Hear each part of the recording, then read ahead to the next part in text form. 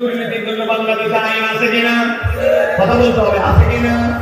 ঘুষ খেলে এটার জন্য ধরা পড়লে এটার বিচারের আইন আছে কিনা? মাদকের বিরুদ্ধে আইন আছে কিনা? ইফতিজিনের বিপক্ষে আইন আছে কিনা?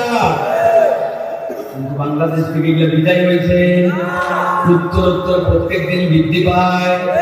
এটার কারণ কি? এটার একমাত্র কারণ হচ্ছে ওয়ালান ইয়াখশা ইল্লাল্লাহ। মানুষের অন্তরে যদি আল্লাহ ভীতি না থাকে তাহলে বাহিরের আইন দিয়া কোনো কাজ হবে না। সাময়িক কিছু হতে পারে, কিন্তু ওই সাময়িক আইনটা টাকা খাওয়ার খুনি হয়ে যাবে, ওইটা একটা ভুয়া বিষয় হবে। বাংলাদেশে অনেক কিছু আমরা দেখতে পাই, দেখেন না, যৌতুককে না বলুন, আছে না? হ্যাঁ, ঘুষকে না বলুন, সুদকে না বলুন, মুখকে না বলুন, তুমুককে না বলুন। আর এটা না বলানোর জন্য যে পোস্টার লাগাইছে, প্রচারণা দিছে, ওর জন্য বাজেট হয়েছে 2 কোটি 3 কোটি টাকা, খরচ হয়েছে 2-3 লক্ষ টাকা, ওখান থেকেও 2.5 কোটি টাকা সাইজ করছে। সরিষার ভিতরে বলে না মনে, এই জন্য সরিষার ভিতরে যোগ করছে আমাদের দেশে। এখন আমাদের দেশে রঙে রঙে দুর্নীতিকে মাখামাখি, দেখি না? যদি বিশ্বাস না হয়, আমার একটা পেজ আছে, আমার পেজে গত কয়েকদিন আগে প্রবাসীদের ব্যাপারে একটা কথা বলছিলাম, সিলেটে যাওয়া। ওই পোস্টের কমেন্ট গুলো একটু করে দেখেন, আপনাদের যদি সুযোগ থাকে, আমাকে ভেরিফাই করেছে, ওইটার কমেন্ট করে দেখেন। আমি তো বলছিলাম প্রবাসীদেরকে মূল্যায়ন করা হয় না, যখন প্রণোদনা দেওয়া লাগবে, যখন আপনার দেশের ডলার সংকট, তখন তাদেরকে বলতে হুন্ডি করে টাকা পাঠান, টাকা পাঠান।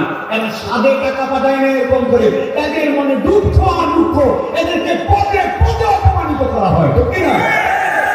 এই পাসপোর্ট অফিসে গেলে তাদের সাথে অপমান করা হয়, পাসপোর্ট রিনিউ করার সময় অপমান করা হয়, এয়ারপোর্টে অপমান করা হয়, যাওয়ার পরে অপমান করা হয়, ভুয়া কাজ দেবো বলে নিয়ে যায়, ওখানে দেয় কষ্ট দেওয়া হয়।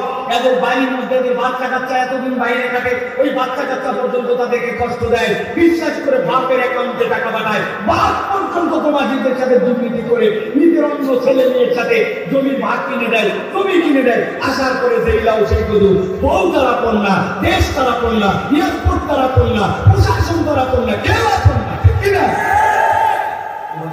কষ্ট পায়। আমার এই পোস্টের কমেন্টে পড়ে দেখেন, এক একজন তাদের দুঃখ লিখছে, দুঃখের ভাষা আপনার শুনলে অবাক হয়ে যাবে যে এক একজন কিভাবে নিগৃহীত হবে। এই পরিবর্তন কেমন করে সম্ভব? আল্লাহ রাব্বুল আলামিন এই জন্য বলছেন ওয়ালাম ইয়াখশা ইল্লাল্লাহ। আল্লাহর ভীতি আপনার অন্তরের মধ্যে ঢুকতে হবে, তাহলে যারা মসজিদ বিনির্মাণকারী হবে, তার মানে সবাইকে আল্লাহর ঘর, আল্লাহর ঘরের পক্ষে থাকা লাগবে।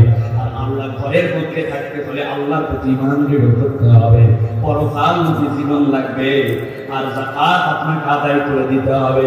আল্লাহ রাব্বুল আলামিন বলেন এরপরে আল্লাহ ছাড়া কাউকে ভয় করা যাবে না।